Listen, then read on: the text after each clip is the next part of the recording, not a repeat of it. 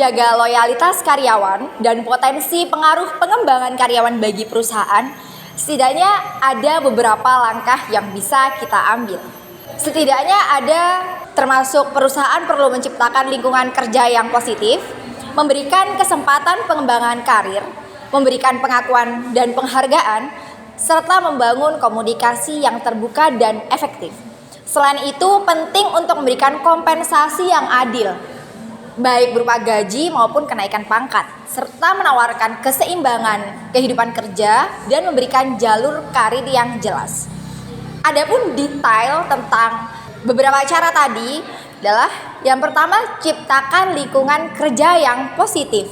Maksudnya, suasana kerja yang nyaman itu tempat kerjanya aman, bersih, dan kondusif untuk produktivitas. Hindari konflik dan ciptakan suasana yang kolaboratif.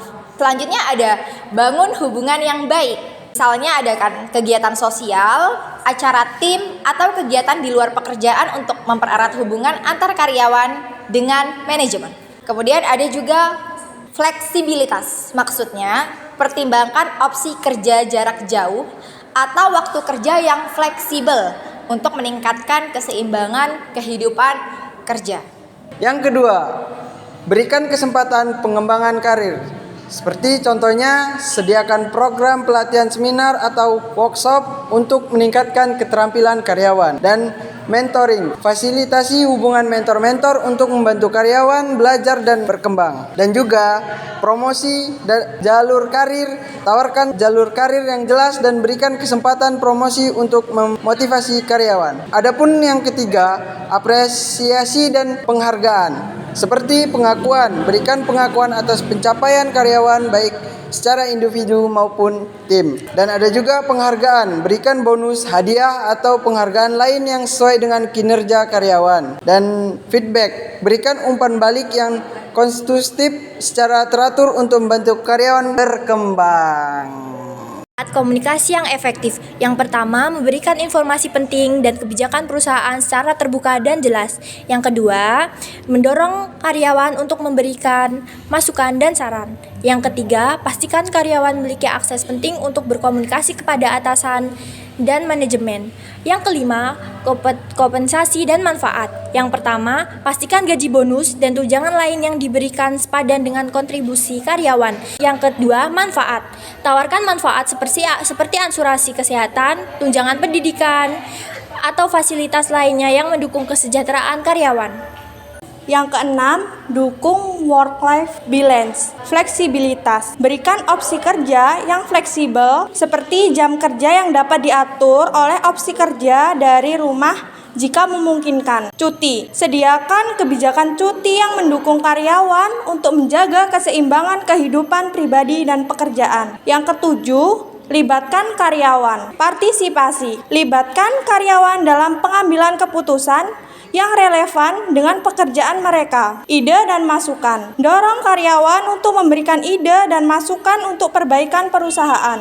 Dengan menerapkan langkah-langkah ini, perusahaan dapat menciptakan lingkungan kerja yang positif dan mendukung, yang pada akhirnya akan meningkatkan loyalitas karyawan dan membantu mencapai tujuan perusahaan.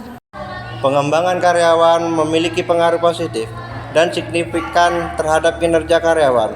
Melalui pelatihan dan pengembangan, karyawan dapat meningkatkan keterampilan, pengetahuan dan motivasi yang pada gilirannya akan meningkatkan produktivitas dan kualitas kinerja mereka. Berikut adalah beberapa poin penting mengenai pengaruh pengembangan karyawan terhadap kinerja. Di antaranya adalah 1. Peningkatan keterampilan. Pelatihan dan pengembangan membantu karyawan memperoleh keterampilan dan pengetahuan baru yang relevan dengan pekerjaan mereka. Hal ini menunjukkan mereka untuk melaksanakan tugas dengan lebih efisien dan efektif. Contoh dari pengembangan karyawan adalah pelatihan teknis yang dapat meningkatkan kemampuan karyawan dalam menggunakan peralatan baru.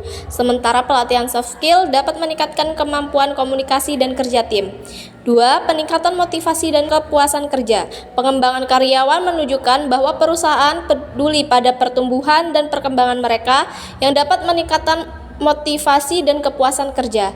Karyawan yang merasa dihargai dan didukung cenderung lebih termotivasi untuk bekerja keras dan memberikan hasil terbaik.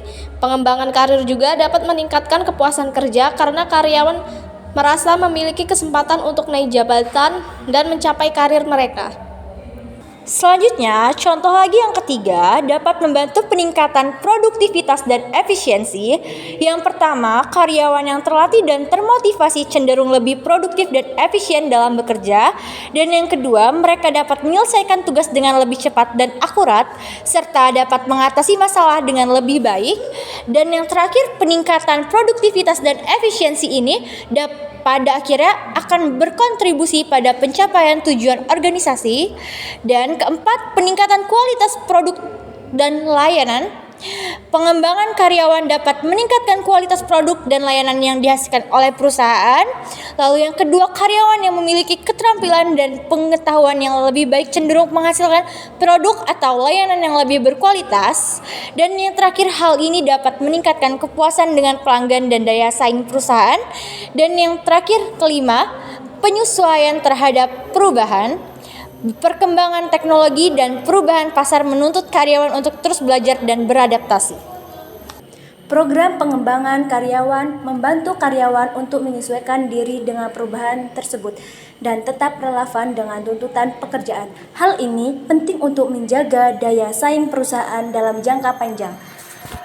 Kesimpulannya, pengembangan karyawan merupakan investasi yang penting bagi perusahaan karena memiliki dampak positif yang signifikan terhadap kinerja karyawan. Dengan memberikan pelatihan dan pengembangan yang tepat, perusahaan dapat meningkatkan keterampilan, pengetahuan, motivasi, dan produktivitas karyawan, serta kualitas produk atau layanan yang dihasilkan.